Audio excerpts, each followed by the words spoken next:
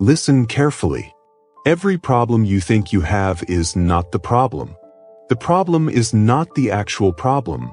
Rather, it is with the state of your mind when facing it. Money problems, relationship problems, fear, confusion, failure. None of these are the root. A restless mind leads to chaos. A peaceful mind builds solutions. This audiobook is not going to motivate you. It won't console you. It will train you.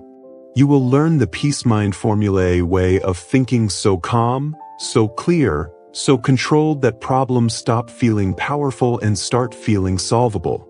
Your life does not change when your problems disappear. Your life changes when your mind does. Chapter 1. Stop fighting problems. Control the mind. Every problem feels bigger when you fight it emotionally. That's not philosophy. That's psychology. That's lived reality. A loud mind makes small problems feel massive. Read that again in your head. A loud mind makes small problems feel massive. Most people don't have big problems. They have an uncontrolled mind reacting to normal pressure. Bills arrive. Deadlines stack up. Someone says the wrong thing. A plan doesn't work. And immediately, the mind starts swinging. Why is this happening? What if it gets worse? What will people think? What if I fail? That reaction is not strength. It is not urgency. It is weakness pretending to be action. You have a choice. You can wrestle the problem emotionally, or you can control the state of your mind. That's the key. Fighting a problem emotionally does not solve it. It feeds it. Resistance creates pressure. Pressure clouds judgment. Clouded judgment multiplies mistakes. And suddenly, a simple situation feels like a crisis. A loud mind makes small problems feel massive. Look at your own life. Think about money stress. The bill itself is neutral. It's a number on paper. But the mind starts screaming. Panic sets in. Fear rushes forward. You start checking the same account again and again. You replay worst-case scenarios. You imagine humiliation before it happens. The problem didn't grow. Your mind did. You have a choice. Or take relationships. An argument starts small. One sentence. One tone. But the mind wants to win. The ego wants to defend. Emotion wants control. So you push. You prove. You escalate. And now the argument isn't about truth. It's about dominance. A loud mind makes small problems feel massive. Or decisions. You know this one well. You need to choose. A job. A direction. A next step. Instead of thinking clearly, you rush. You seek reassurance. You consume opinions. And the more input you take, the weaker your thinking becomes. Confusion is not complexity. Confusion is emotional overload. You have a choice. Most people believe problems require force. More thinking. More emotion. More urgency. They are wrong. You don't solve problems by force. You solve problems by clarity. That's the rule. And rules don't care about your feelings. Clarity only exists in a calm mind. A calm mind sees what matters. A frantic mind sees only threat. This is where discipline begins. Not with action. Not with motivation. With control.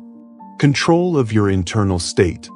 Here's the uncomfortable truth. If you cannot control your mind under pressure, you are not ready to solve the problem.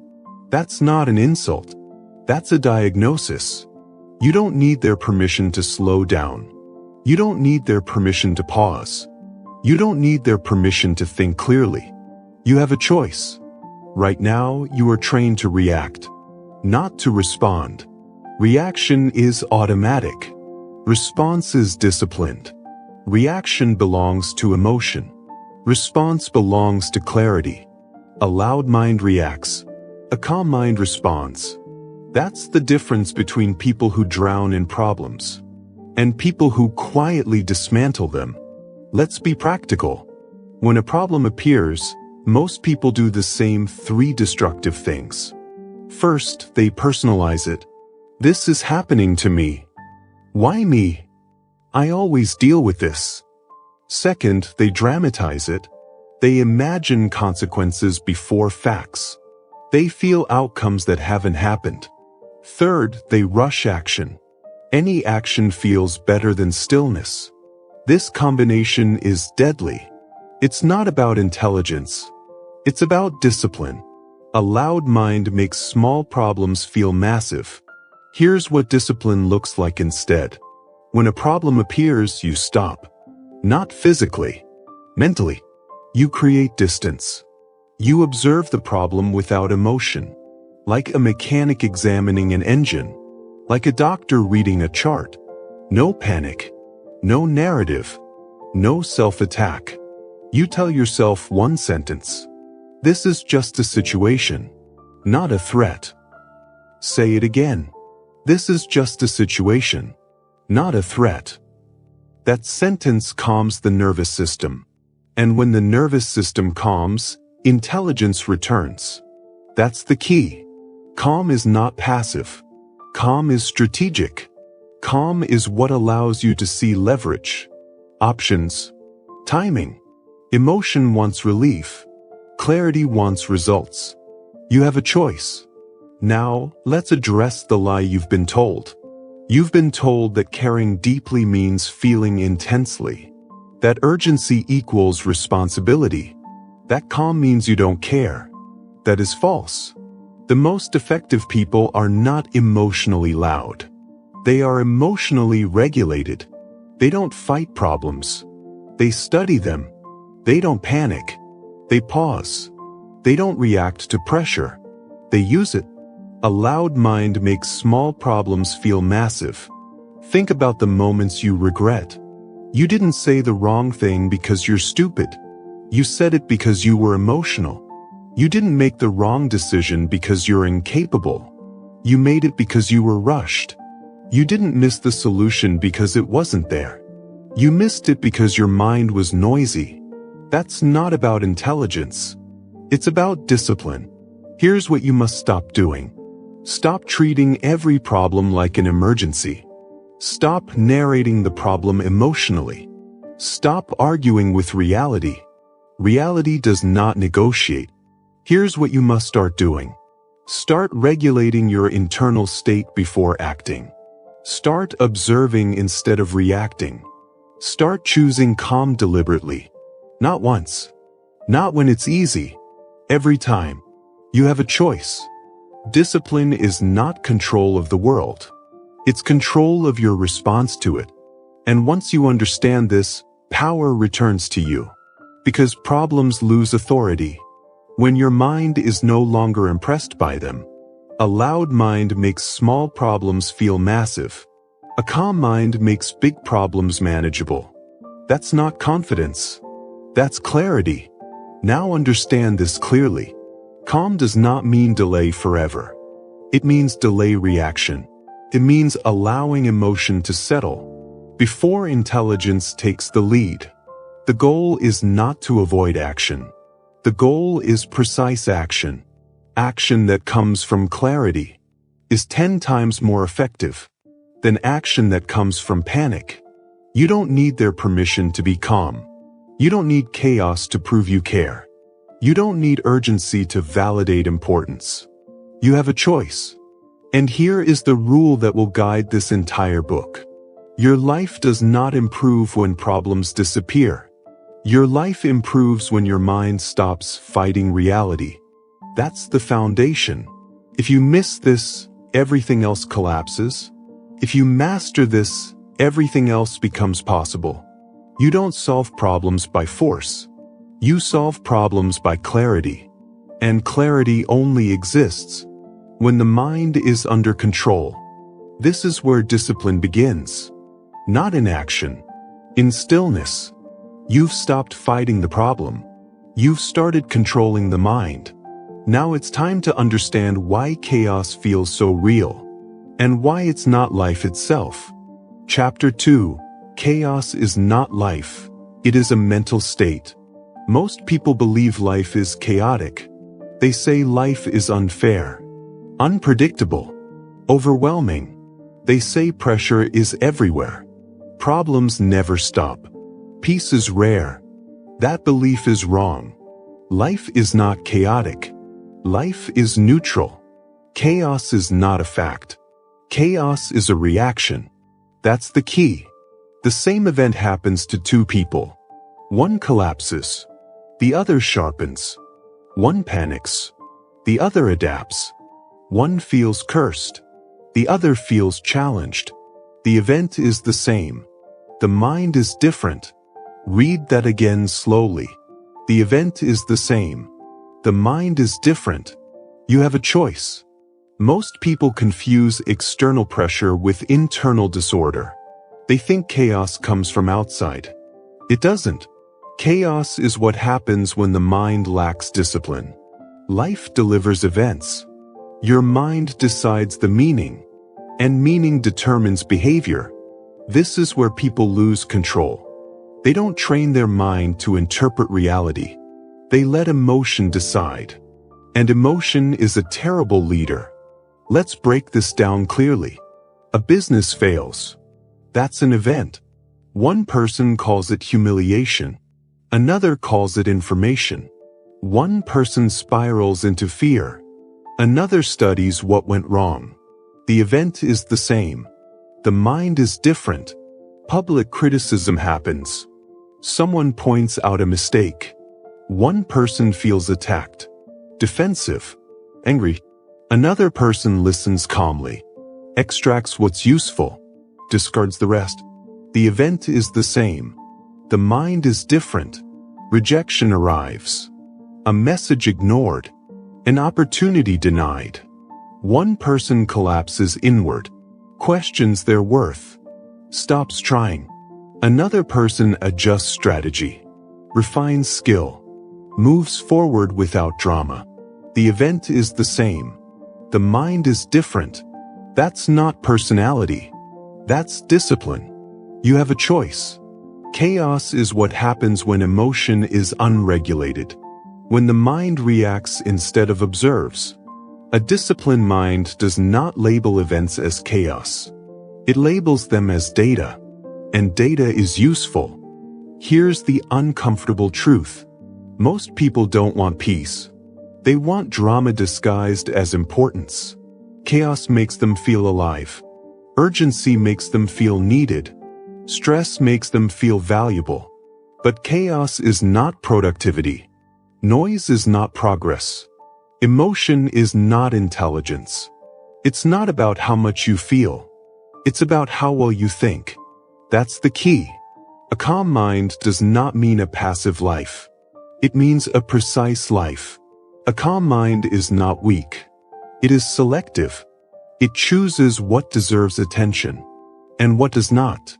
You don't need their permission to be calm. You don't need to match the world's panic. You don't need to mirror chaos. You have a choice. Now listen carefully.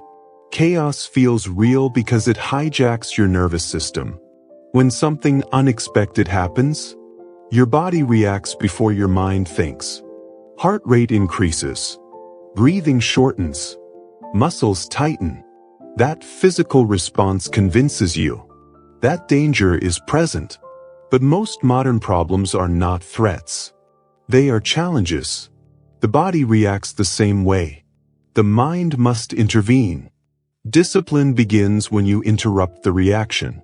You say to yourself, "This is not chaos. This is information." Say it again. This is not chaos. This is information. That single sentence creates distance. Distance creates clarity. Clarity creates options. That's the key. Let's be practical again. When something goes wrong, most people immediately ask the wrong question. Why is this happening to me? That question traps them emotionally. The disciplined question is different. What is this teaching me? That question creates leverage. It's not about blame. It's about understanding. It's not about emotion. It's about discipline. You have a choice. Here's what you must stop doing. Stop labeling life as chaotic. Stop exaggerating events emotionally. Stop confusing discomfort with danger. Discomfort is part of growth. Danger is rare. Here's what you must start doing. Start treating events as neutral. Start regulating your emotional response. Start extracting value from pressure. Pressure is not punishment. Pressure is training. The disciplined mind understands this.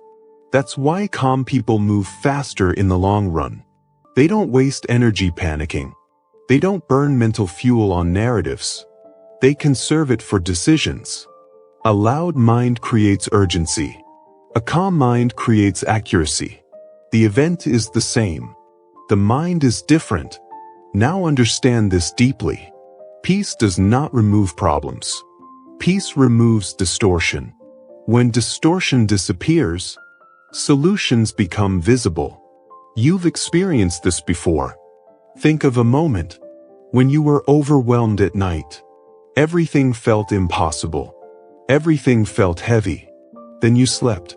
In the morning, nothing had changed externally, but the problem felt manageable. But because the mind was calmer, that's proof. The problem wasn't the problem. The mental state was. You have a choice.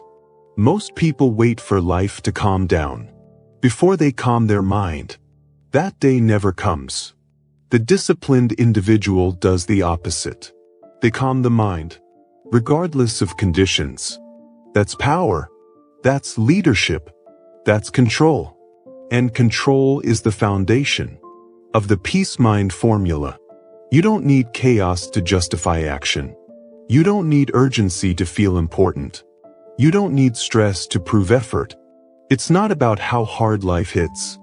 It's about how disciplined your response is. That's the key. Now lock this in. Life is not attacking you. Life is presenting situations. Your interpretation determines suffering or strength. The event is the same. The mind is different. Once you accept this, you stop arguing with reality. You stop dramatizing pressure. You stop personalizing outcomes. And when that happens, you regain authority over your life. Because nothing external can create chaos. In a disciplined mind, you don't fight chaos. You outgrow it. You don't escape life. You master your internal state. This chapter is not about staying calm sometimes. It's about refusing to let emotion define reality. You've learned that chaos is not life. It is a mental state. Now it's time to confront the habit that destroys clarity faster than anything else. Emotional urgency. You've dismantled chaos.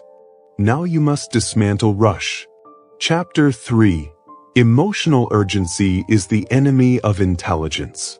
Urgency feels powerful. Urgency feels important. Urgency feels like action. But urgency is a liar.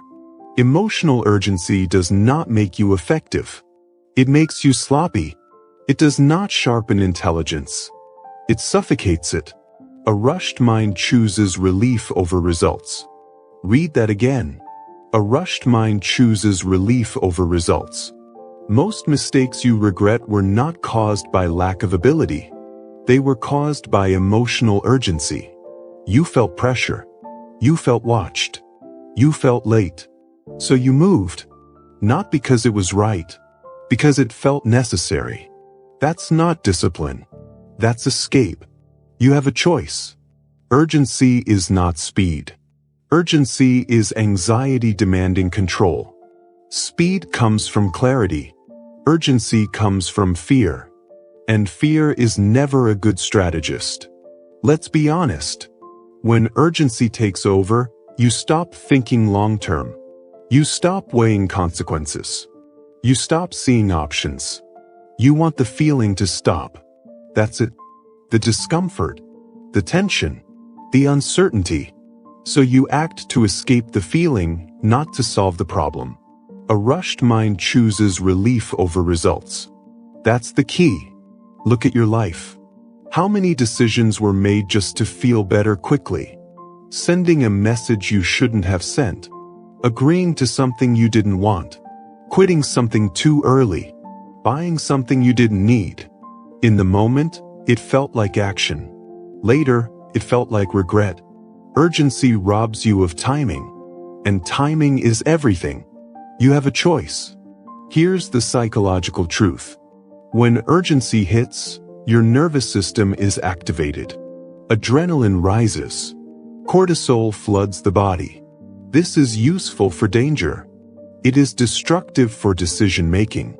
Because urgency narrows focus. It reduces your thinking to one question. How do I make this stop? That's not intelligence. That's survival mode. And survival mode is not where good lives are built. A disciplined mind does not obey urgency. It interrogates it. Is this truly urgent, or am I uncomfortable? That question alone restores power. That's the key. Most things that feel urgent are not. They just feel emotionally loud. Emails, messages, opinions, deadlines created by other people's lack of planning. You don't need their permission to slow down. You don't need their permission to think. You don't need their permission to choose timing. You have a choice. Urgency pressures you to respond immediately. Discipline gives you the courage to pause. Pause is not weakness. Pause is leverage. Because when you pause, emotion settles. And when emotion settles, intelligence returns. Let's make this practical. When you feel urgency rising, you must do 3 things. First, stop physical movement. Stand still. Breathe. You are interrupting momentum. Second, delay response. Not forever. Long enough for emotion to pass. Minutes. Hours. Sometimes a day. Third, ask one discipline question. What happens if I wait? Most of the time, the answer is nothing bad. And often, something improves. That's the key. Urgency tells you that waiting is dangerous. Discipline teaches you that waiting is powerful. A rushed mind chooses relief over results. Now understand this clearly. Urgency is addictive. It makes you feel needed, important, in demand. Calm feels boring to an undisciplined mind. But boring is where accuracy lives. Boring is where mastery grows. It's not about excitement. It's about discipline. You have a choice. Look at high-level performers, leaders, strategists, elite operators. They are not frantic. They are deliberate. They do not rush to reply. They do not rush to decide. They do not rush to react. They wait. And while others panic, they observe. While others scramble, they prepare. That's why they win long-term. A rushed mind chooses relief over results. Now let's talk about what you must stop doing. Stop responding immediately to emotional triggers. Stop mistaking speed for competence. Stop allowing discomfort to dictate action. Discomfort is not danger. Pressure is not urgency. Here's what you must start doing. Start creating space between stimulus and response. Start valuing timing over speed. Start trusting calm more than emotion. It's not about intelligence. It's about discipline. You already know what to do most of the time. You just don't give yourself time to do it well. Urgency steals that time. That's the enemy. You have a choice. Now listen carefully. There are moments when speed matters. Real emergencies exist. But they are rare. Most urgency you feel is manufactured. By fear. By ego. By social pressure. And reacting to manufactured urgency creates manufactured problems. Think about arguments. Urgency says, defend yourself now. Discipline says, wait, let the emotion pass. One leads to escalation. The other leads to control. Think about decisions. Urgency says, decide now or miss out. Discipline says, clarity first, action later. One leads to regret. The other leads to alignment. A rushed mind chooses relief over results. Say it again. A rushed mind chooses relief over results. This chapter is training you to respect timing. Timing is not passive. Timing is intentional delay. It's choosing when to move, not being pushed into motion. You don't need their permission to wait.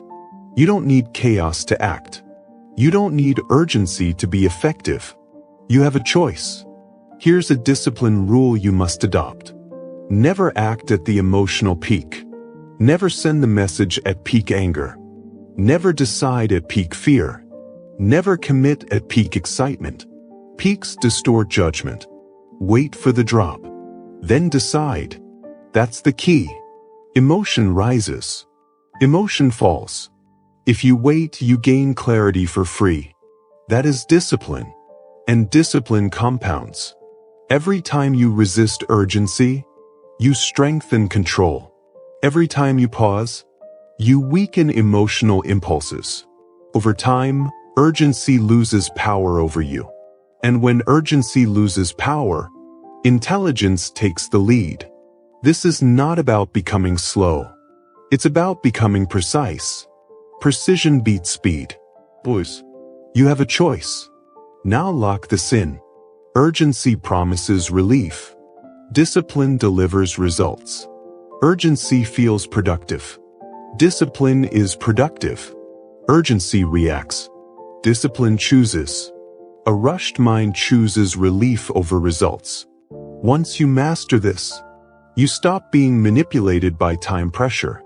You stop being rushed into mistakes. You stop living in reaction. You begin operating from calm authority. And calm authority is the foundation of the peace mind formula. You've learned to stop fighting problems. You've learned chaos is a mental state. Now you've learned that urgency is the enemy. Next, you must understand what creates urgency in the first place. Overstimulation. You've conquered rush. Now it's time to quiet the noise. Chapter 4. You were never trapped. You were overstimulated. Most people believe they are stuck. Stuck in life. Stuck in decisions. Stuck in confusion. They say they don't know what to do. They say they feel lost. They say everything feels complicated. That belief is wrong. You are not trapped. You are overstimulated. That's the key. Confusion is not complexity. It's overload. Say it again. Confusion is not complexity. It's overload. Your mind is not broken. It is flooded. Too many inputs. Too many opinions. Too much noise. And a noisy mind cannot move forward. You have a choice. Most people think being stuck means they need more information, more advice, more content, more opinions. So they consume, they scroll, they watch, they listen, they ask everyone. And the more they consume, the weaker their clarity becomes. Because clarity does not come from addition. It comes from subtraction. That's the key. Let's break this down psychologically. The human mind is not designed for constant input. It is designed for focus. When you overload it, it stops prioritizing. When it stops prioritizing, everything feels equally important. And when everything feels important, nothing moves. That's why you feel trapped. Not because there is no way forward, but because your mind cannot see the path. Confusion is not complexity. It's overload. Look at your daily life. Social media first thing in the morning. Messages. Opinions. By the time the day begins, your mind is already crowded. Then comes work, notifications, deadlines, people's expectations. Then more content at night, videos, advice, motivation. Your mind never rests. And you wonder why you feel stuck. You have a choice. Overstimulation creates the illusion of paralysis. You feel like you're thinking a lot, but you're not thinking deeply. You're reacting. That's not intelligence. That's noise management. And most people are losing. Here's the hard truth. You don't need more advice. You need less input. You don't need more perspectives. You need more silence. You don't need clarity from the world. You need space in your mind. You don't need their permission to unplug. You don't need their permission to step back. You don't need their permission to think for yourself. You have a choice. Advice addiction is one of the most destructive habits today. People keep asking because they don't trust themselves. They keep searching because they're afraid of choosing wrong. But every new opinion weakens commitment. You start doubting, second-guessing, hesitating. It's not about lack of intelligence. It's about lack of discipline. Confusion is not complexity. It's overload. Here's something you must understand clearly. A calm mind simplifies automatically. When the noise stops, the obvious becomes visible. That's why some of your best ideas came in the shower, on a walk, late at night. Not because you were smarter then, but because you were quieter. Silence restored perspective. That's the key. Now let's talk about what overstimulation looks like in real life. It looks like checking your phone without purpose. It looks like consuming content without action. It looks like researching endlessly and deciding never. It looks like saying, "I'm still thinking," when what you mean is, "I'm overwhelmed." You are not trapped. You are overstimulated. You have a choice. The disciplined individual does something different. They limit input. They choose silence deliberately. They protect their mental bandwidth. They understand that attention is finite. Every unnecessary input steals focus from what actually matters. It's not about willpower. It's about discipline. Here's what you must stop doing. Stop consuming information without intention. Stop asking for opinions you won't act on. Stop filling silence with noise. Silence is not empty. Silence is productive. Here's what you must start doing. Start creating quiet space daily. Start reducing inputs aggressively. Start trusting your own thinking again. It's not about motivation. It's about discipline. You have a choice. Now listen carefully. Your mind cannot hear itself when it's constantly listening to others. That's why you feel disconnected. That's why decisions feel heavy. That's why everything feels unclear. You are borrowing too many voices. Give your mind its own voice back. That's the key. Let's be practical again. If you feel stuck, do not ask, "What should I do?" What can I remove? Remove unnecessary apps. Remove constant notifications. Remove endless advice. Even temporarily, especially temporarily, clarity returns faster than you think. Confusion is not complexity. It's overload. Now understand this deeply. Overstimulation weakens discipline. When the mind is flooded, it seeks relief. And relief often comes in avoidance, procrastination, distraction. You think you're tired. You're not. You're overstimulated. Rest doesn't always mean sleep. Rest often means silence. You have a choice. A disciplined mind is not busy. It is selective. It chooses what deserves attention and ignores the rest. That's why disciplined people look calm. Not because life is easier, but because their mind is protected. They don't react to everything. They don't consume everything. They don't engage with everything. They choose. That's the key. Now let's confront a fear you might have. You fear that if you disconnect, you'll fall behind. That if you stop consuming, you'll miss something important. That fear keeps you overstimulated. But here's the truth. Important things repeat. Trivial things disappear. Silence does not make you irrelevant. It makes you sharp. You don't need their permission to step away. You don't need chaos to stay informed. You don't need noise to stay effective. You have a choice. Clarity does not come from speed. It comes from stillness. And stillness is uncomfortable. For an undisciplined mind, that discomfort is growth. This chapter is not asking you to escape the world. It's training you to re-enter it with control. Less noise, more focus, less reaction, more intention. Confusion is not complexity. It's overload. Once you reduce input, something powerful happens. Your thinking slows down. Your priorities sharpen. Your next step becomes obvious. Not because life changed, but because your mind did. That's the peace mind formula in action.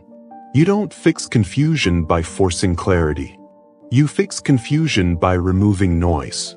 That's the key. Now lock this in. You were never trapped. You were overstimulated. And overstimulation is a discipline problem, not a destiny. When you reclaim silence, you reclaim control. And when you control your mind, problems stop feeling overwhelming and start feeling solvable. You've stopped fighting problems. You've learned chaos is a mental state. You've defeated urgency. Now you've removed overload. The next step is crucial, because once your mind is quiet, you must understand what true strength looks like. It is not aggression. It is not noise. It is calm authority. You've cleared the noise. Now it's time to understand power. Chapter 5. Peace is not weakness. It is strategic power. Most people misunderstand peace. They think calm means passive. They think stillness means hesitation. They think silence means weakness. They are wrong. Peace is not retreat. Peace is control. That's the key. The calm mind always arrives last and wins. Say it again. The calm mind always arrives last and wins. Look around you. The loudest person in the room is rarely the most powerful. The most emotional voice is rarely the most accurate. The most aggressive move is rarely the winning one. Power does not announce itself. It positions itself. And positioning requires peace. You have a choice. You can mistake noise for strength, or you can develop calm authority. Calm authority does not rush. It does not prove. It does not chase validation. It observes. It waits. It moves precisely. That's the key. Let's talk about why calm people are underestimated. Most people equate intensity with competence. They think speed equals intelligence. They think aggression equals confidence. So when someone stays calm under pressure, they assume weakness. They think, why aren't they reacting? Why aren't they emotional? Why aren't they fighting? They mistake discipline for indifference.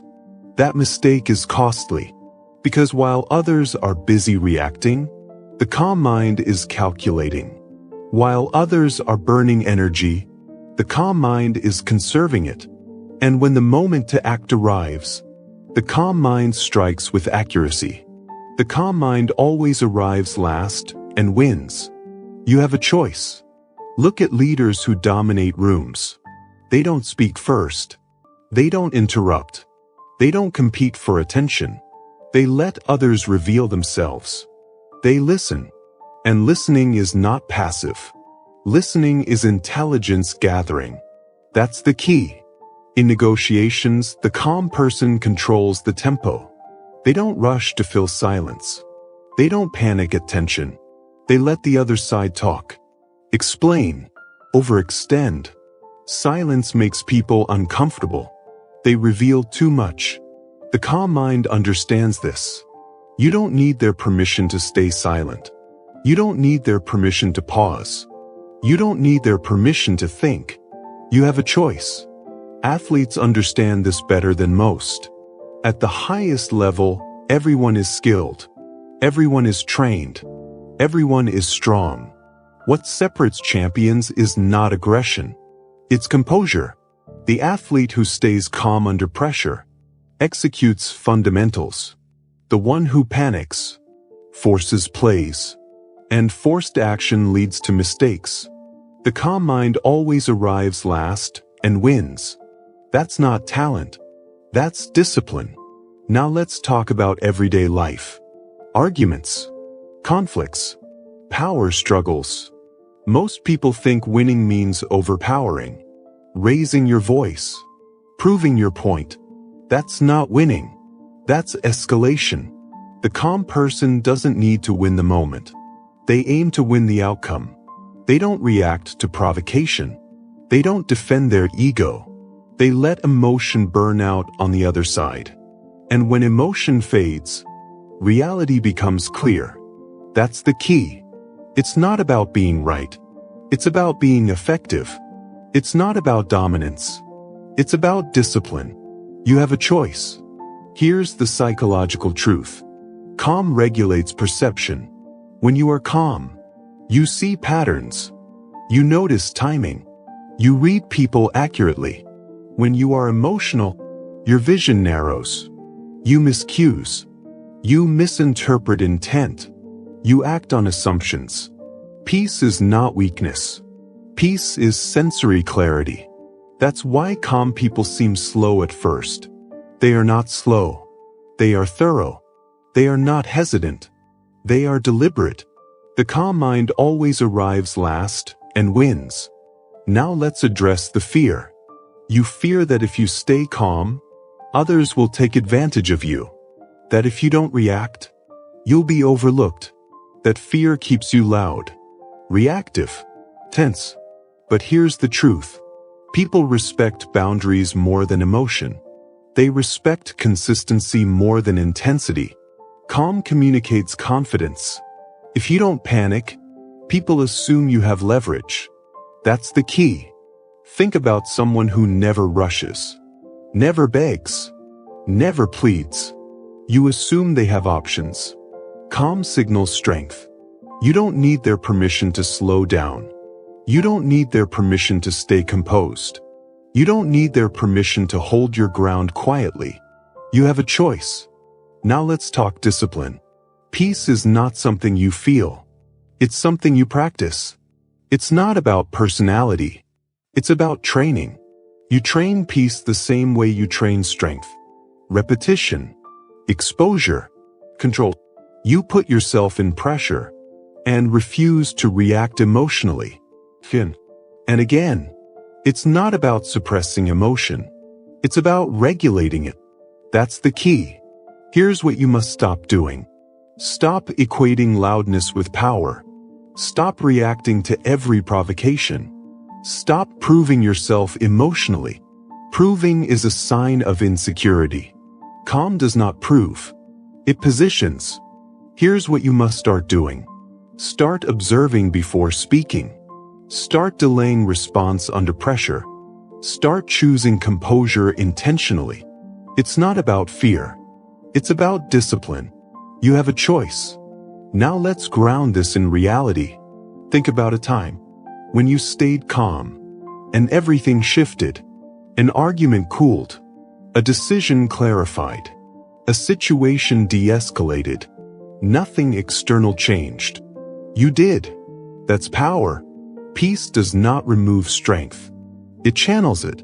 Like a laser. Focused. Controlled. The calm mind always arrives last and wins. This is why impulsive people lose long-term. They reveal their hand too early. They commit too fast. They exhaust themselves. Calm people wait. And waiting is not weakness. When it's intentional, waiting lets others make mistakes. That's the key. Now understand this deeply. Peace is not comfort. Peace is restraint. It's the ability to feel emotion and not obey it. It's the ability to sit in tension without reacting. That ability separates leaders from followers. It's not about courage. It's about discipline. You have a choice. Here's a simple rule to adopt. If you feel the urge to react immediately, that is the moment to pause. If you feel compelled to prove something, that is the moment to stay silent. If you feel rushed to decide, that is the moment to wait. That's the key. Emotion wants expression. Discipline wants outcome. Choose outcome. The calm mind always arrives last and wins. Now lock this in. Peace is not weakness. It is strategic power. It allows you to see clearly, act precisely, dominate quietly. You are not here to be loud. You are here to be effective. And effectiveness requires peace. This chapter is teaching you that calm is not the absence of strength. It is the highest form of it. You've removed chaos. You've defeated urgency. You've cleared overstimulation. Now you understand power. But power without structure is wasted. Calm must be systemized. It must become a formula. You've understood the weapon. Now it's time to learn how to use it. You've discovered strategic peace. Now you must organize it into action. Chapter 6. The Peace Mind Formula. Calm first, think second, act last. This is the center of the book. This is the structure behind everything you've learned so far. This is the system that turns calm into results. The Peace Mind Formula is simple. Not easy. Simple. Come first. Think second. Act last. Say it slowly. Come first. Think second. Act last. No calm, no clarity. No clarity, no solution. That's the key. Most people reverse this order. They act first. They think while acting. They try to calm down after damage is done. That is backward. That is why they repeat the same mistakes. You have a choice. You can live in reaction, or you can live by design. The Peace Mind Formula is not motivation. It is discipline. Let's break it down. Come first. Calm is not a feeling. It is a regulated state. It means your nervous system is under control. Your breathing is steady. Your emotions are present, but not leading. Without calm, the mind cannot think accurately. No calm, no clarity. No clarity, no solution. When calm is missing, intelligence is offline. That's not an opinion. That's biology. A stressed system prioritizes survival, not strategy. Escape, not solutions. Relief, not results. A rushed mind chooses relief over results. That's why calm comes first. You do not earn calm after action. You establish calm before action. You don't need their permission to slow down. You don't need their permission to pause. You don't need their permission to breathe. You have a choice. Think second. Thinking only works after calm is restored. Thinking while emotional is not thinking. It is rationalized panic. Real thinking is quiet, structured, objective. Once calm is established, the mind organizes reality. It separates facts from stories. What is happening from what you fear? What matters from what doesn't? That's the key. This is where most people skip discipline. They think while emotionally charged. They replay scenarios. They argue with imaginary outcomes. That is not thinking. That is noise. Thinking requires space. Calm creates that space. No calm, no clarity. No clarity, no solution. Act last. Action is not bravery. Action is execution. And execution without clarity is chaos. Once calm regulates emotion, once thinking organizes reality, action becomes precise. Not rushed. Not delayed. Precise. The right action. At the right time. For the right reason. That's the formula. Come first. Think second. act last. You have a choice. Now let's talk about why this works. Calm neutralizes distortion. When you're emotional, everything feels urgent. Everything feels personal. Everything feels heavier than it is. Calm removes exaggeration. Thinking then becomes accurate. Accuracy leads to leverage. And leverage makes action effective. That's the key. This is why disciplined people look slow at first and unstoppable later. They refuse to act out of sequence. They do not move until the formula is complete. Now let's get practical. Here is how most people handle a problem. A problem appears. Emotion spikes. They act. That's it. No pause. No analysis. No discipline. Now here is how the peace mind formula handles a problem. A problem appears. You stop. You calm the body. Breathing slows. Tension drops. Then you think, what is the actual problem? What is controllable? What is noise? Then you act decisively, without emotional residue. That's the difference. No calm, no clarity. No clarity, no solution. You have a choice. Let's address resistance. You might say, I don't have time to calm down. That is the lie urgency tells you. If you don't have time to calm down, you don't have time to fix the mistake you're about to make. Calm takes seconds. Regret takes months. That's the key. You might say, I'm just not a calm person. That's an excuse. Calm is trained, not inherited. It's not about personality. It's about discipline. You don't need to feel calm to act calm. You act calm and the feeling follows. You have a choice. Now listen carefully. The peace mind formula must be applied every time. Small decisions, big decisions, conversations, conflicts, especially conflicts. Arguments escalate when action comes before calm. Words are spoken that cannot be retrieved. Calm first would have prevented that. Thinking second would have reframed it. Action last would have resolved it. No calm, no clarity. No clarity, no solution. Now let's define what you must stop doing. Stop acting while emotionally activated. Stop trusting first impulses. Stop confusing movement with progress. Movement without direction is wasted energy. Here's what you must start doing. Start building a pause into your response. Start regulating your nervous system intentionally. Start asking disciplined questions before acting. It's not about fear. It's about discipline. You have a choice. Here's a simple discipline rule. If emotion is high, action is forbidden. Not delayed forever. Delayed until calm returns. That single rule will save you years of damage. That's the key. Now let's talk about repetition.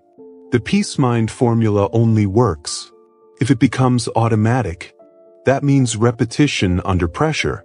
You practice it when things are small, so it's available when things are heavy. You pause. You calm. You think. You act. And again. Discipline is repetition, not intensity. Now understand this deeply. Calm is not passivity. Thinking is not overthinking. Action is not rushing. Each stage has a role. Skipping one breaks the system. Most people skip calm. Many skip thinking. Almost everyone rushes action. That's why results are inconsistent. The peace mind formula creates consistency. No calm, no clarity. No clarity, no solution. Now let's anchor this with reality. Think of a moment when you acted without calm. What followed? Damage control. Apologies. Cleanup. Think of a moment when you paused, even briefly. The outcome improved. That's not coincidence. That's structure. You have a choice. Now let's talk about power. The peace mind formula is not about being gentle. It's about being effective. It is how calm becomes strategy. It is how peace becomes dominance. Because when you are calm, others reveal themselves. When you think clearly, you see openings. When you act precisely, you control outcomes. That's the key. This formula removes randomness from your life. It turns reaction into response, impulse into intention, chaos into clarity. You don't need their permission to operate this way. You don't need validation for discipline. You don't need urgency to justify action. You have a choice. Now lock this in. Every problem demands the same order. Come first. Think second. Act last. Break the order, and you pay the price. Follow the order, and results compound. No calm, no clarity. No clarity, no solution. This is not theory. This is operating procedure. From this point forward, every chapter builds on this formula. You now have the system. Next, you must learn how to apply it by removing emotion from problems entirely. Because when emotion steps back, problems lose size. You've learned the formula. Now you must learn how to observe. Chapter 7.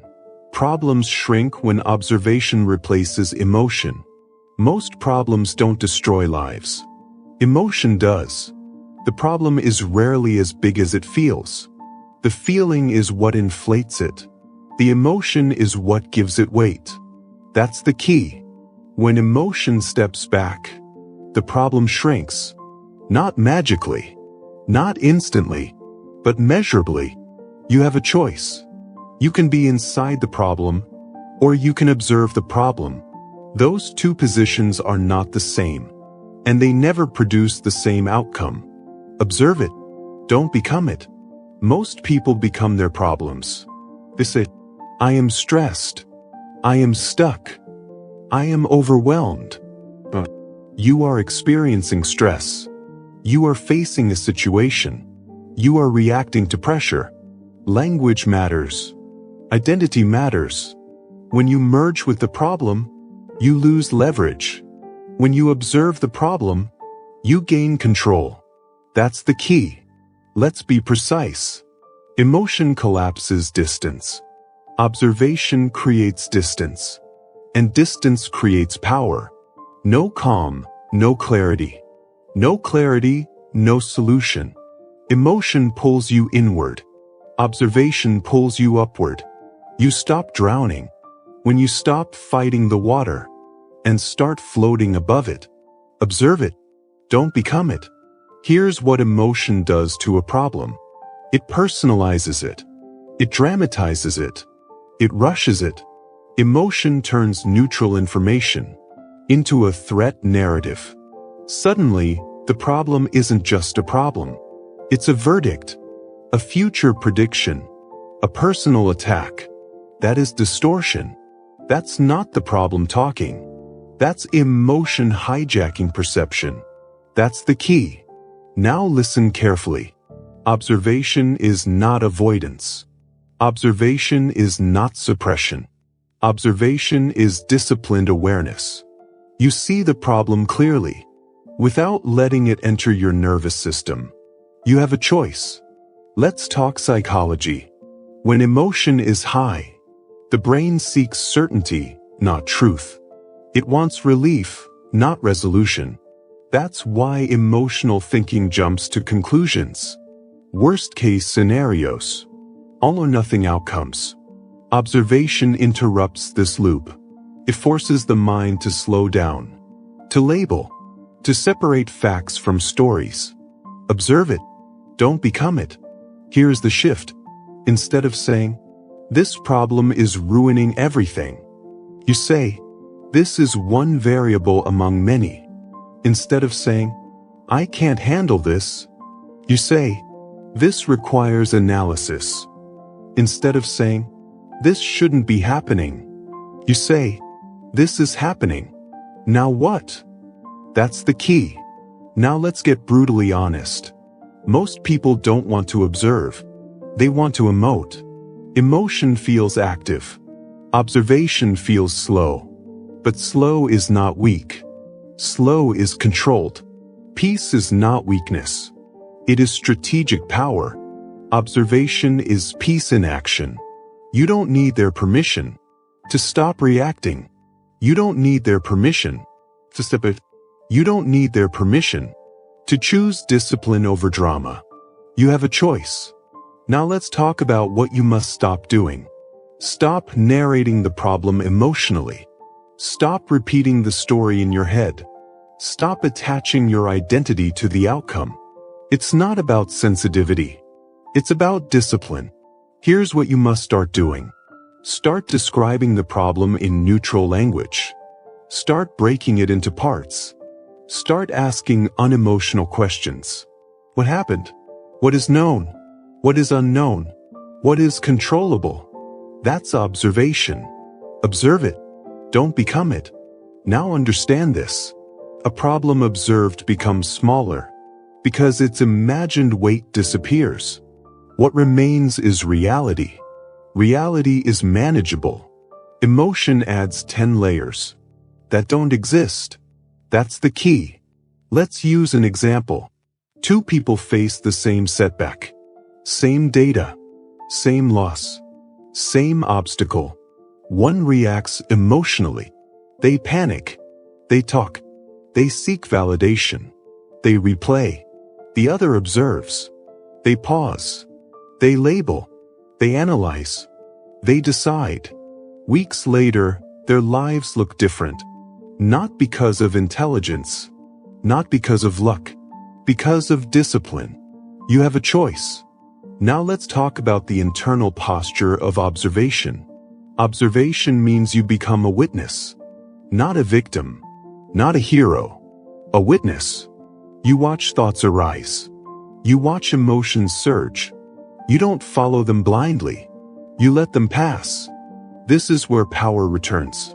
Because you realize something critical. Thoughts are events.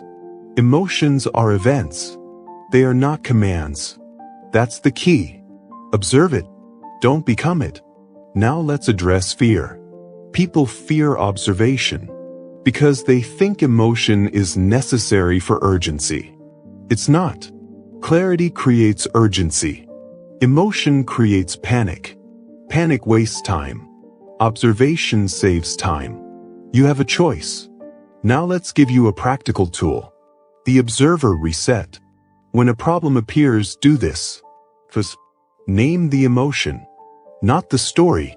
The emotion. Frustration. Fear. Anger. Naming creates distance. Then ask one question. What is actually happening? Not what it means.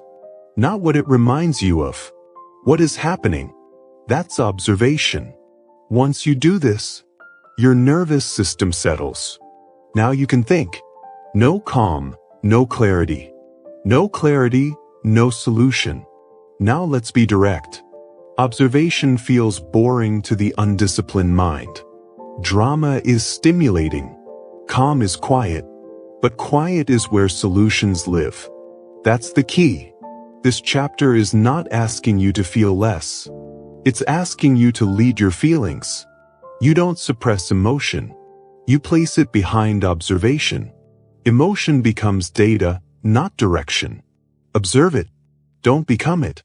Now let's talk about repetition. You will forget this under pressure. That's normal.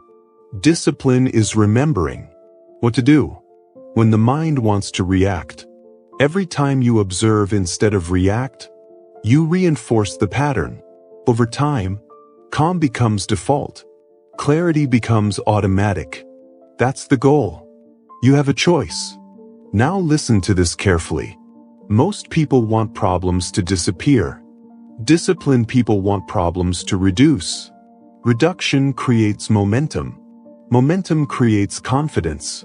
Confidence reduces emotion further. It's a loop, and observation is the entry point. That's the key. Now let's lock this in. Problems do not grow on their own. They grow when fed with emotion. Starve them of emotion, and they shrink. Observe it. Don't become it.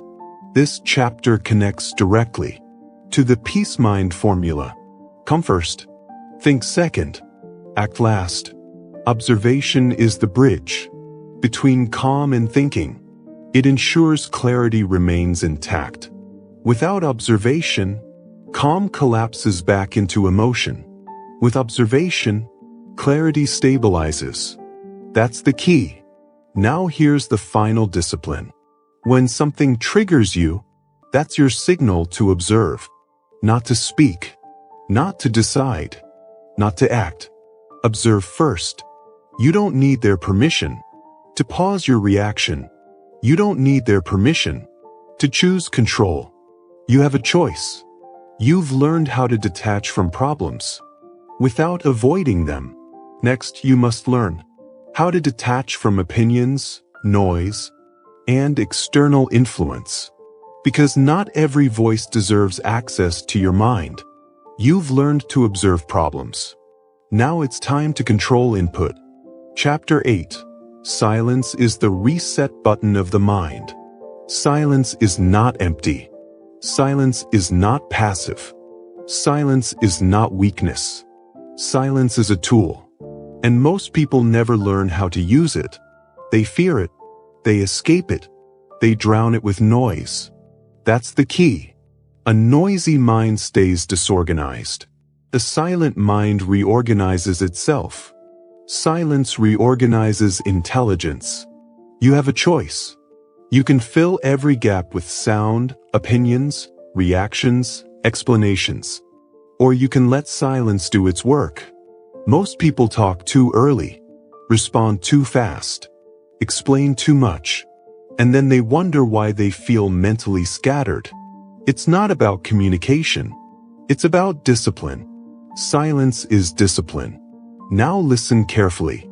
Silence does not mean doing nothing. It means not reacting prematurely. It means delaying input, delaying output, delaying judgment. That delay creates clarity. That's the key. Let's break this down psychologically. The brain needs quiet to integrate information. Without silence, thoughts remain fragmented. Emotions remain unresolved. Noise keeps the mind in surface mode. Silence pushes it into depth. That's why insight rarely comes in chaos. It comes after the noise stops. Silence reorganizes intelligence. You have a choice. Now let's expose a hard truth. Most people use noise as avoidance. They scroll, they talk, they distract, they consume. Not because they're curious, but because silence would force them to think. Silence would force them to face reality. That's uncomfortable. But discomfort is not danger. That's the key. Silence is where truth surfaces. Now let's talk about practical silence. Not spiritual fantasy. Not retreating to a mountain. Real-world silence. Silence in conversation. Silence before decisions. Silence after provocation. This is where power shows up. When someone insults you, and you don't rush to defend. When someone pressures you, and you don't rush to answer. When a problem appears, and you don't rush to react. That silence is not hesitation. It's strategy. Peace is not weakness. It is strategic power. Silence reorganizes intelligence. You don't need their permission to pause your response. You don't need their permission to think. You have a choice. Now let's talk about what silence does to conflict. Most conflicts escalate because both sides react instantly. Emotion collides with emotion. No one is thinking. Everyone is performing. Silence breaks the loop. When you pause, the other person loses momentum. Their emotion has nothing to push against. That's the key. Silence forces reality to surface. Now let's get direct. You must stop filling every moment. Stop explaining yourself unnecessarily. Stop responding immediately. Stop thinking silence makes you look weak. It's not about confidence. It's about discipline. Here's what you must start doing. Start inserting silence intentionally. Before you reply. Before you decide. Before you react. Even 5 seconds changes everything. Silence reorganizes intelligence. Now let's talk about silence and self-respect. People who rush to speak signal insecurity. People who can sit in silence signal control. Control is felt, not announced. That's the key. Now consider this. Every impulsive mistake you've made came from lack of silence. You didn't pause. You didn't breathe. You didn't observe. You reacted. Silence would have changed the outcome. You have a choice. Now let's talk about silent walks. Not exercise. Not podcasts. Not phone calls. Just walking. No input. No stimulation. This is not wasting time. This is resetting the mind. Silence allows unresolved thoughts to organize themselves. You don't force clarity. You allow it. That's the key. Silence reorganizes intelligence. Now let's address delayed responses. You don't owe instant replies. You don't owe immediate clarity. Urgency is often manipulation. Calm timing is power. When you delay, you move from reaction to intention. That's discipline. Now listen carefully. Silence exposes emotional addiction. People addicted to validation fear silence. People addicted to control fear silence, because silence removes the feedback loop. That's uncomfortable, but growth lives there. You have a choice. Now let's connect this to the peace mind formula. Come first. Think second. Act last. Silence protects calm.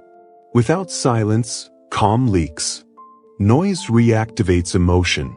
Silence stabilizes the system. That's the key. Now let's make this actionable. When you feel triggered, do this. So, say nothing. Breathe once. That's it. One breath plus silence is enough to reset the nervous system. Silence reorganizes intelligence. Now let's talk about silence and leadership.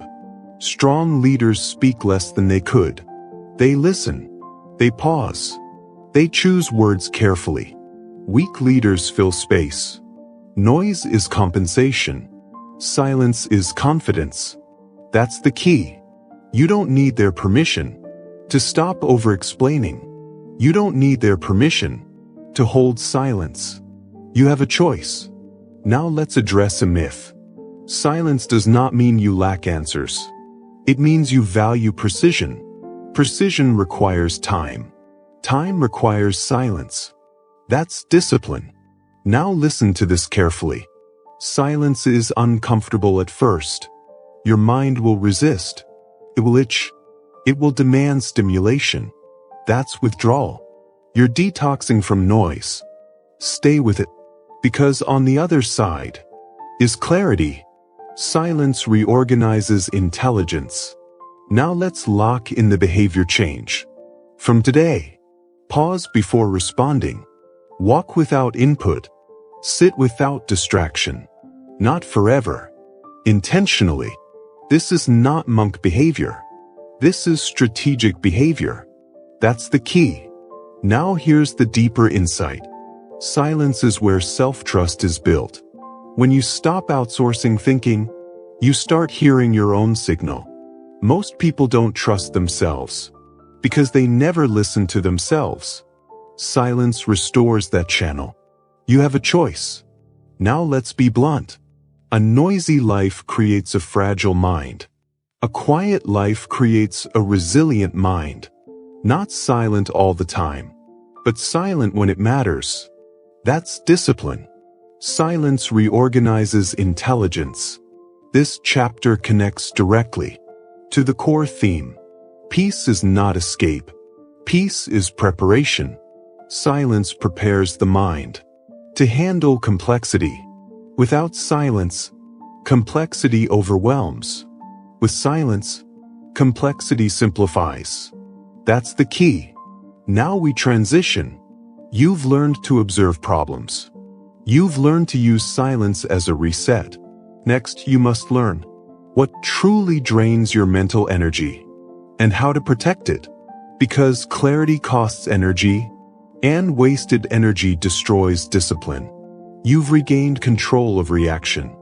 Now it's time to guard your attention. Chapter 9. The mind solves what the ego stops defending. Most problems stay unsolved for one reason. Ego. Not complexity. Not lack of intelligence. Not lack of resources. Ego. Ego wants to be right. Peace wants to be effective. That's the difference. And that difference decides outcomes. Solutions don't need pride. They need honesty. That's the key. The moment a problem appears, the ego wakes up. It asks dangerous questions. How do I look? Who's at fault? What will people think? How do I defend myself? None of these questions solve anything. They protect identity, not reality. And reality doesn't care about your image. You have a choice. You can defend who you think you are, or you can fix what actually is. Most people choose defense. That's why most problems repeat. Let's be very clear. Ego is not confidence. Ego is insecurity trying to look powerful. Confidence is silent. Ego is loud. Ego reacts. Peace responds. Solutions don't need pride. They need honesty. Now listen carefully. The ego's job is not to solve. It's to protect a story. The story of being smart, being good, being right, being superior, being wronged. But problems don't respond to stories. They respond to action. That's the key. Think about arguments. Two people, one issue. Nothing gets resolved. But because both are defending identity. I'm right. You're wrong. The moment identity enters the room, intelligence leaves. You have a choice.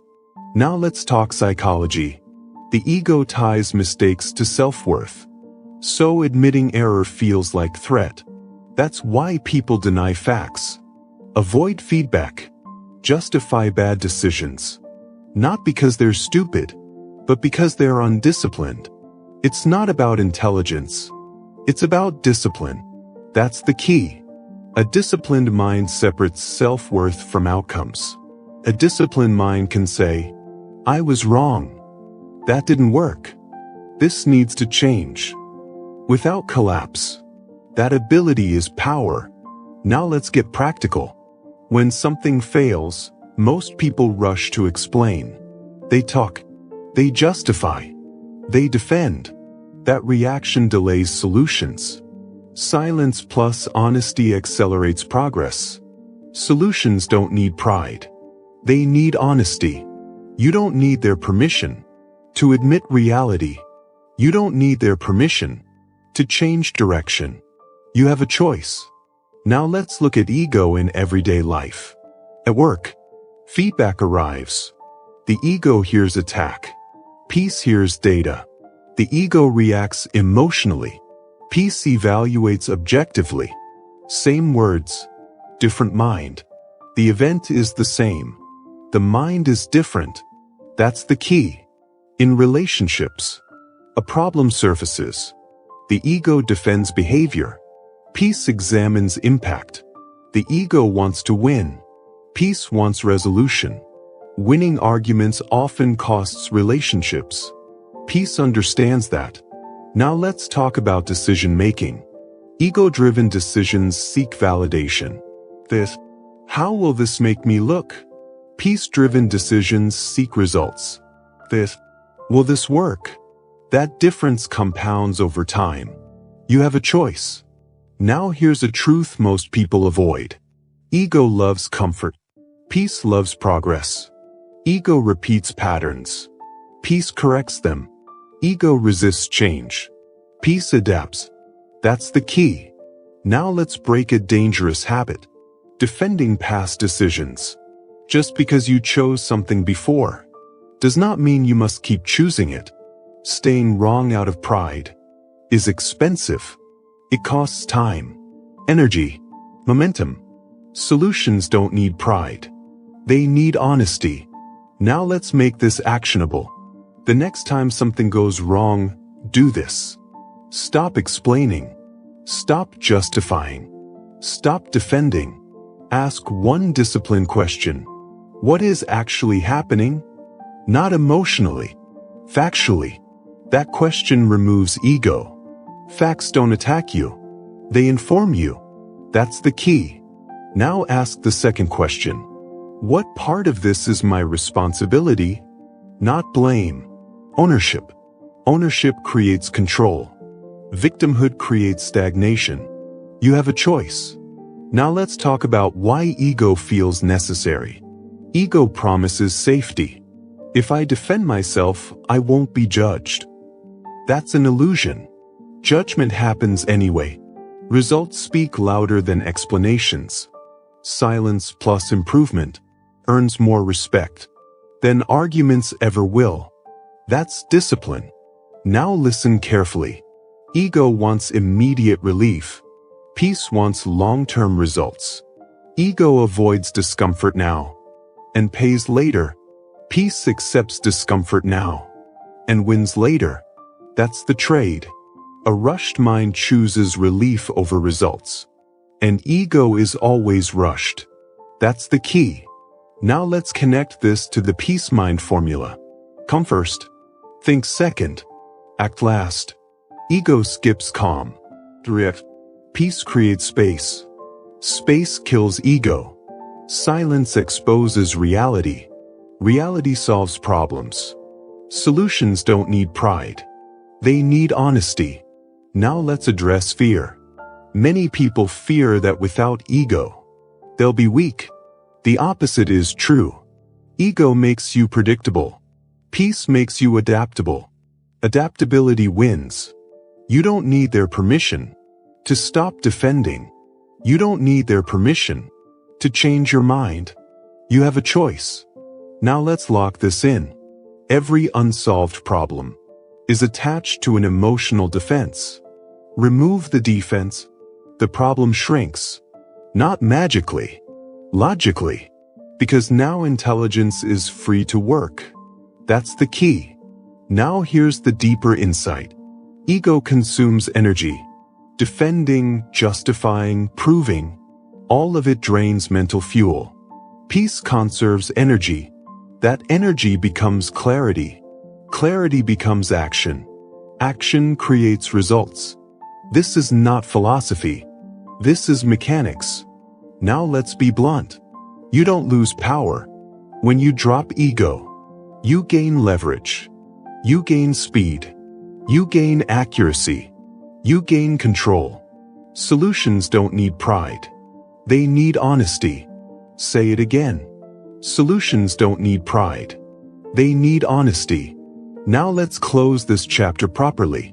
From this moment forward, stop protecting identity. Start fixing reality.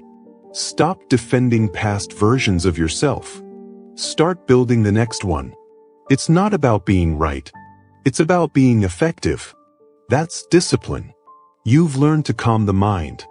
You've learned to observe. You've learned to use silence. Now you've removed ego from the equation. What remains is pure clarity. And clarity demands one final shift.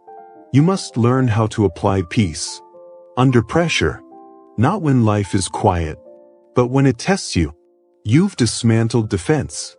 Now it's time to build resilience. Chapter 10. Calm repetition builds unbreakable mental discipline. Calm is not a personality trait. Calm is not luck. Calm is not something you're born with. Calm is trained. That's the key. Most people think calm is a feeling. It's not. Calm is a behavior you return to, again and again, until it becomes automatic. Return to calm. Again and again. You have a choice. When pressure hits, you can react. Or you can repeat calm. And repetition decides who you become. Now listen carefully. One calm decision does not change your life. 10 calm decisions do not change your life. But hundreds of calm returns. Under pressure, rebuild your nervous system. That's discipline. That's power. Most people fail here. They experience calm once and think they've mastered it. Then pressure arrives again. They panic again. They react again. And they say, I tried calm. It didn't work. That's not how discipline works. It's not about success. It's about repetition. That's the key. Let's break this down psychologically. The brain learns through repetition, not intention. You don't become disciplined by understanding calm. You become disciplined by returning to it. Every time you lose it, return to calm. And again, every return strengthens the circuit. Every reaction weakens it. You have a choice. Now let's be honest. You will lose calm. Often. Daily. Sometimes hourly. That's not failure. That's training. The mistake is not losing calm. The mistake is staying lost. Discipline is not never falling. Discipline is returning faster. That's the key. Most people punish themselves for emotional reactions. They judge themselves. They label themselves weak. That reinforces the problem. Instead, you must train correction. I reacted. Now I return. No drama. No self-attack. Return to calm. And again, that repetition builds trust. Trust in yourself. Now let's talk about pressure. Pressure exposes habits. Under pressure, you don't rise to your goals. You fall to your training. If your training is panic, you panic. If your training is calm, you stabilize. That's discipline. Peace is not fragile. It's trained. Now let's get practical. Here's what you must stop doing. Stop waiting for calm to appear. Stop expecting pressure to disappear. Stop thinking discipline is emotional perfection. It's not about control. It's about correction. That's the key. Here's what you must start doing. Start practicing calm. In small moments. When the email annoys you. When the message triggers you. When the delay frustrates you. Those are reps. Those moments are the gym. Return to calm. And again, most people only try calm when the situation is massive. That's like lifting heavy. Without training, you build calm in small stress, so it shows up in big stress. You have a choice. Now listen carefully. Repetition rewires identity. After enough returns, calm stops feeling forced. It becomes default. Not because life is easy, but because your response is trained. That's the key. Now let's address impatience. Many people quit because calm doesn't feel powerful at first. It feels boring. It feels slow. That's ego talking. Ego wants intensity. Discipline wants consistency. Intensity burns out. Consistency compounds. Return to calm. And again. Now let's connect this to real life. At work, a deadline tightens. Mistakes appear. Old pattern, panic. New pattern, pause. One breath. One reset. Return to calm. Not because you feel like it, because you're disciplined. In relationships, emotion rises. Words want to escape. Old pattern, react. New pattern, delay. Silence. Return to calm. In decisions, uncertainty appears. Fear wants speed. Old pattern, rush. New pattern, slow down. Return to calm. That's training. You don't need their permission to slow your response. You don't need their permission to choose discipline over drama. You have a choice. Now let's talk about setbacks. You will break discipline sometimes. To react, you'll snap. You rush. That's expected. What matters is the next move. Do you spiral into shame? Or do you return to calm? Shame keeps you stuck. Correction moves you forward. That's the key. It's not about the flaw. It's about discipline. Say it again. It's not about the flaw. It's about discipline. Now here's a crucial insight. Every return to calm teaches your nervous system that pressure is survivable, that rewires fear. Fear loses authority when it's not obeyed. That's power. Now let's address consistency. You don't need to be calm all day. You need to return. Every time you notice you're not.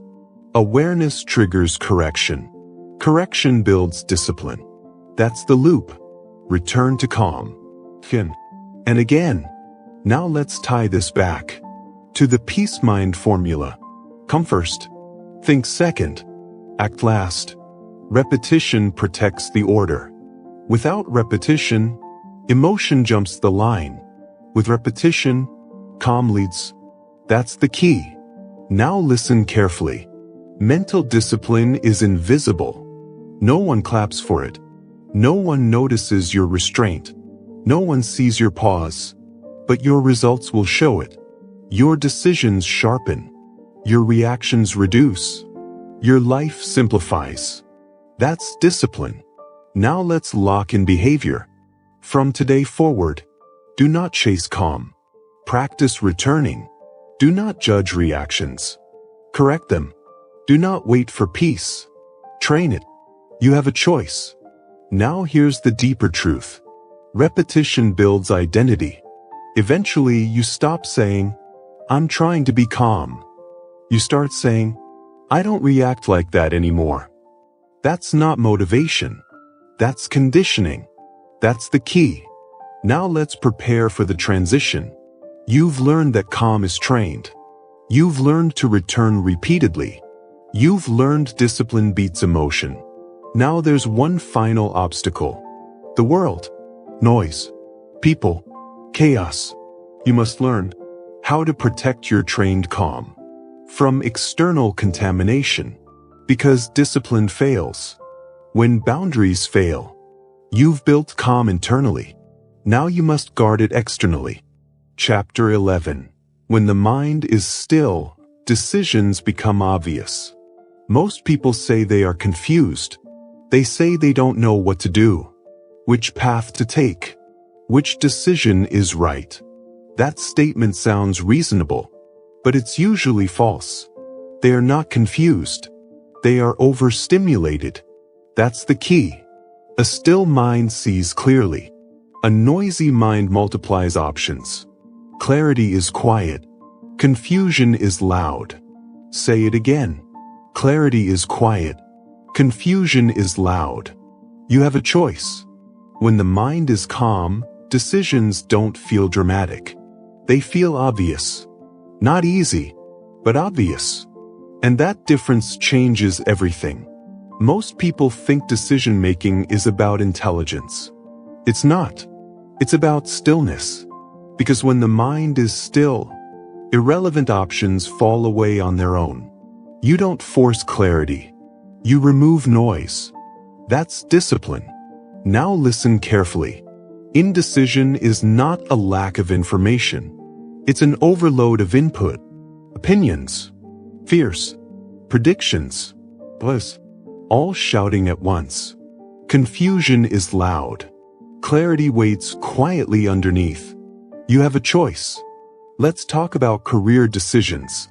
People stay stuck for years. Not because they don't know what they want, but because they keep asking everyone else. Family, friends, online voices, social media comparisons. Each voice adds noise. Noise delays action. Clarity is quiet. When the mind is still, the question changes. Not what should I do, but what can I live with doing consistently? That answer is usually immediate, but you only hear it when the noise stops. That's the key. Now let's talk about relationships. Most relationship confusion is emotional static. Fear of being alone. Fear of being judged. Fear of making the wrong choice. Those fears talk loudly. Stillness asks one question: does this bring peace or tension? Not excitement. Not intensity. Peace or tension? The answer is obvious. But most people avoid stillness because they don't like the answer. That's not confusion. That's avoidance. You have a choice. Now let's talk about long-term planning. People feel overwhelmed by the future. Too many paths. Too many possibilities. That's noise. Stillness simplifies. A calm mind doesn't plan everything. It identifies the next correct step. Not the perfect step. The correct one. Clarity is quiet. Now let's address psychology. The brain under stimulation seeks certainty. It rushes decisions to escape discomfort. That creates regret. A still mind tolerates uncertainty longer. That patience reveals direction. That's discipline. It's not about confidence. It's about control. Now here's a critical truth. Most hard decisions are only hard because emotion is present. Remove emotional noise, and the decision becomes mechanical. Pros. Alignment. No drama. That's the key. You don't need their permission to stop asking for opinions. You don't need their permission to trust stillness. You have a choice. Now let's be practical. Here's what you must stop doing. Stop deciding while emotional. Stop deciding while rushed. Stop deciding while overstimulated. Those states produce bad outcomes. It's not about the choice. It's about the condition of the mind. That's discipline. Here's what you must start doing. Create decision stillness. Silence. Distance. Even a short pause changes perception. Clarity is quiet. Now let's talk about fear. Fear loves noise. Fear multiplies scenarios, invents catastrophes, demands urgency. Stillness starves fear. Without noise, fear weakens. That's the key. Now let's address regret. Regret rarely comes from calm decisions. It comes from rushed ones. A rushed mind chooses relief over results. Stillness chooses alignment over comfort. You have a choice. Now let's connect this to the peace mind formula. Come first. Think second. Act last. Stillness protects the order. Without stillness, emotion jumps ahead. With stillness, thinking becomes sharp. Action becomes clean. That's discipline. Now listen carefully. When the mind is still, you stop negotiating with yourself. You stop debating endlessly. The answer feels settled. Not exciting. Not dramatic. Settled. That's how correct decisions feel. Grounded. Clarity is quiet. Now let's address a common mistake. People think clarity should feel good. It doesn't always. Sometimes clarity tells you to leave, to stop, to change. That can be uncomfortable, but it's still clear. Stillness doesn't promise comfort. It promises truth. You have a choice. Now let's lock in behavior. Before any major decision, remove input. Reduce stimulation. Sit in silence. Ask one question. What choice reduces internal noise? That question bypasses ego. That's the key. Now here's the deeper insight. Stillness builds self-trust. Every time you listen to clarity and act on it, your confidence increases. Not loud confidence. Quiet confidence. The kind that doesn't need approval. You don't need their permission to choose peace over pressure. You don't need their permission to trust a calm mind. Now let's prepare for the close. You've learned to calm the mind. You've learned to observe. You've learned silence, repetition, discipline. Now you've seen the result. When the mind is still, decisions become obvious. Not because life is simple, but because noise is gone. Clarity was always there. This brings us to the final truth. Peace is not the absence of problems. It is the presence of clarity. And clarity is power. You are no longer reacting. You are choosing. You've trained the mind. Now it's time to live from it. To act consistently. To trust the process. To stop searching for answers outside yourself. You've gained the solution. Now it's time to integrate it. Chapter 12. Become the person problems cannot control. Most people spend their entire lives trying to control problems. They manage them. They avoid them. They complain about them. That's why they stay weak. Because strength is not about controlling problems. Strength is about becoming the kind of person that problems cannot control. That's the key. Say it slowly. A peaceful mind cannot be bullied by life. A peaceful mind cannot be bullied by life. You have a choice. Up to this point, you've trained the mind. You've learned stillness. You've learned clarity. You've learned discipline over emotion. Now comes the final shift. Identity. Because techniques work temporarily. Identity works permanently. If you still see yourself as someone who deals with problems, you'll always feel pressure. But when you become someone, problems move through, not into. Everything changes. Problems stop feeling personal. They become procedural. That's discipline. Let's be direct. Life does not attack you. Life tests structure. When you feel overwhelmed, it's not because the problem is big. It's because your internal system is weak. That's not an insult. That's information. You have a choice. Most people personalize problems. Why is this happening to me? What did I do wrong? Why can't I catch a break? That language reveals identity. The controlled mind says, this is data. This is a task. This is something to handle. No drama. That's the key. When problems feel emotional, you lose power. When problems feel mechanical, you gain control. A peaceful mind cannot be bullied by life. Now let's talk psychology. The brain under stress activates identity threat. It feels attacked. That triggers defensiveness, anxiety, and avoidance. But a trained mind does not merge with the problem. It observes it. Separation is power. You don't need their permission to stop reacting emotionally. You don't need their permission to respond strategically. Now listen carefully. You don't rise to the level of motivation. You fall to the level of identity. If you identify as reactive, you will react. If you identify as disciplined, you will execute. That's the key. So let's redefine you. You are not someone who hopes problems go away. You are someone who processes problems calmly. You are not someone who panics under pressure. You are someone who defaults to structure. That identity must be built intentionally. You have a choice. Here's what you must stop doing. Stop narrating problems emotionally. Stop venting without resolution. Stop replaying the story. Stories create suffering. Systems create solutions. It's not about the problem.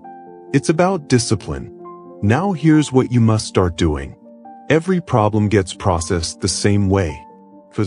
Assess. No shortcuts. No emotional commentary. That repetition trains identity. That's discipline. Now let's talk about resilience. Resilience is not toughness. It's neutrality. A resilient person doesn't feel less pain. They recover faster. But because they don't argue with reality. They don't ask life to be fair. They ask themselves to be ready. A peaceful mind cannot be bullied by life. Now let's address fear. Fear only controls those who negotiate with it. A disciplined identity does not negotiate. It observes fear and acts anyway, not recklessly, deliberately. That's the key. You don't need confidence. You need consistency. Confidence comes later. Now let's talk about repetition. Every time you respond calmly, you reinforce identity. Every time you pause before reacting, you strengthen control. Small wins compound. That's how problems lose power over you. You don't defeat them once. You outgrow them permanently. You have a choice. Now let's connect this to the peace mind formula. Calm creates clarity. Clarity enables discipline. Discipline builds identity. Identity determines outcomes. This is not theory. This is structure. And structure beats chaos every time. Now let's be honest. Life will not become easier, but you will become harder to disturb. That's better, because peace is portable. Circumstances change. Identity stays. A peaceful mind cannot be bullied by life. Now let's lock in practical behavior. When a problem appears, say internally, "This is not personal. This is a process. This will be handled." That language rewires response. That's the key. Now let's address responsibility. Victims wait for relief. Leaders create systems. You are choosing leadership over emotion. You are choosing order over impulse. That's discipline. You don't need their permission to stop being dramatic. You don't need their permission to be stable. Now let's talk about long-term impact. A person problems cannot control becomes reliable. People trust them. Life opens to them. Not because they are lucky, because they are steady. Steadiness is rare. That's why it's powerful. You have a choice. Now let's close the loop. You started this journey looking for solutions.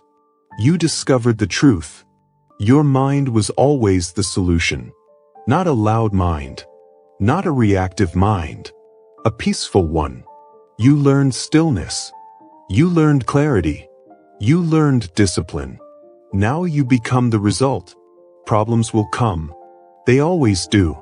But they will not own you. They will not define you. They will not control you. Because you are no longer negotiable. A peaceful mind cannot be bullied by life. This is the final integration. You don't chase peace anymore. You operate from it. And from that place, every problem becomes manageable. Every decision becomes cleaner. Every day becomes lighter. You've completed the formula. Now live it. This is not the end. This is the standard. Stay disciplined. Stay calm. Stay unshakable. You are the solution. The peace mind life. Solving problems becomes your nature. Most people wake up every day already tired. Not because they worked hard. Because they think chaotically. Their minds are cluttered. Their reactions are automatic. Their emotions lead. And their lives reflect it. That's not bad luck. That's undisciplined thinking. And here is the truth you must accept if you want real control. Your life does not improve when problems disappear. Your life improves when solving problems becomes your nature. That's the peace mind life. Say it clearly. You have a choice. You can live reactively. Or you can live procedurally. One keeps you stuck. The other makes you unstoppable. That's the key. The peace mind life is not about avoiding pressure. It's about functioning cleanly inside pressure. Because pressure is not the enemy. Disorder is. Let's break this down psychologically. The human brain hates uncertainty. When uncertainty appears, the ego panics. It wants reassurance. It wants validation. It wants noise. That's why most people talk instead of think. React instead of assess. Complain instead of correct. But the disciplined mind does the opposite. It slows down under pressure. It simplifies. It prioritizes. That is not talent. That is training. It's not about intelligence. It's about discipline. That's the key. In the peace mind life, problems don't trigger emotion first. They trigger structure. You see an obstacle. Your mind asks one question. What's the next correct move? Not, why me? Not, this is unfair. Not, I can't handle this. Those questions belong to an old identity. You don't live there anymore. You have a choice. Now let's be direct about what you must stop doing. Stop dramatizing difficulty. Stop narrating stress to yourself. Stop reliving the problem instead of solving it. Drama feels productive. It isn't. It wastes energy. And energy is currency. That's the key. A peace mind individual does not rush to emotional release. They delay reaction. They create space. In that space, solutions appear. Silence reorganizes intelligence. Calm reveals options. Now let's talk about behavior. Every problem has 3 layers. Emotion, information, action. Most people get stuck in the first layer. They feel. They vent. They spiral. The peace mind life skips that trap. You acknowledge the emotion. Then you move on. You don't live there. It's not about suppressing feelings. It's about not obeying them. That's discipline. You don't need their permission to stop being reactive. You don't need their permission to think clearly. Now let's move into practical execution. Here is the peace mind problem protocol. Memorize it. Step 1, pause. Not for minutes. For seconds. That pause interrupts impulse. Step 2, define the problem in 1 sentence. If you can't define it clearly, you can't solve it. Step 3, identify the smallest effective action. Not the perfect action. The effective one. The next. No debate. That's the key. This process turns chaos into order. Repeated enough times, it becomes instinct. That's when solving problems becomes your nature. You have a choice. Now let's address resistance. Your mind will try to return to old habits. It will crave drama. It will want to complain. It will seek validation. That doesn't mean you're failing. It means you're training. Discipline is not never slipping. Discipline is always returning. Return to calm. Again and again. That's the key. Now let's talk about identity. You are no longer someone who hopes things work out. You are someone who makes things work. That identity changes how people treat you. And more importantly, how you treat yourself. You stop panicking. You stop postponing. You stop overthinking.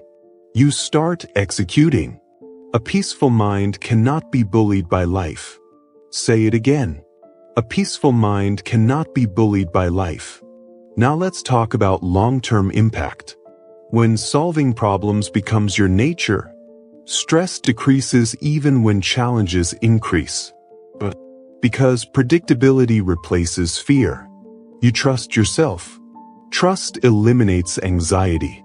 That's psychology. That's discipline. That's the key.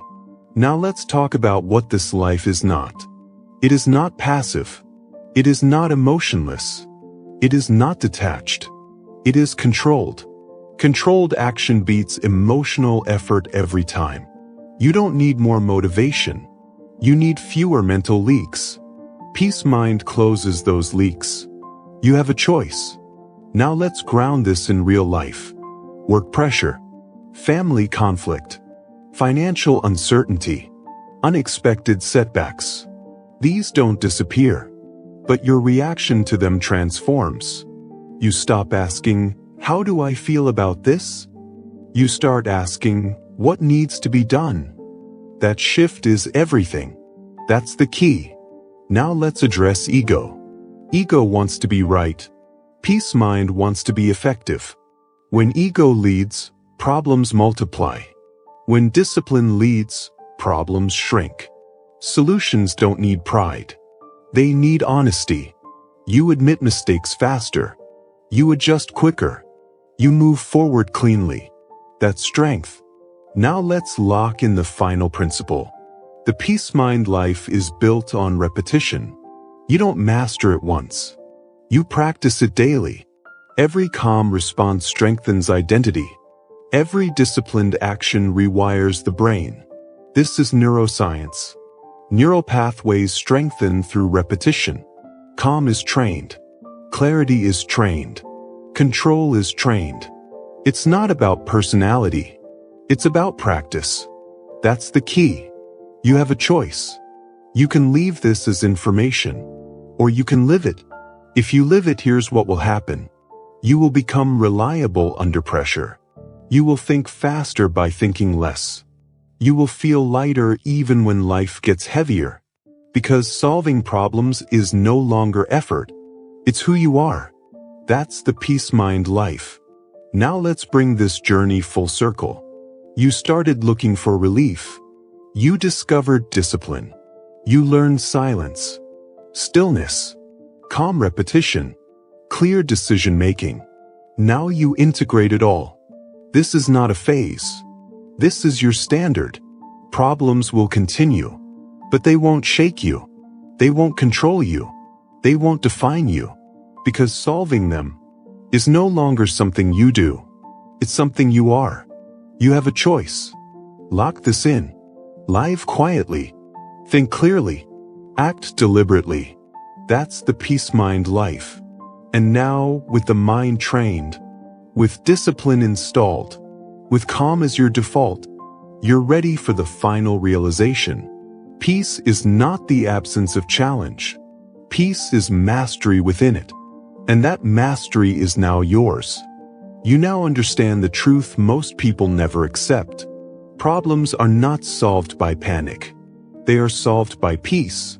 A calm mind sees options. A calm mind waits when others rush. A calm mind acts when others freeze. The peace mind formula is simple, but it is not easy. You must return to calm every time your mind tries to run. Every time fear demands urgency. Every time emotion demands reaction. This is your challenge. Do not fix the world first. Fix the state of your mind, again and again, until calm becomes your default. Because when your mind is peaceful, the solution is never far.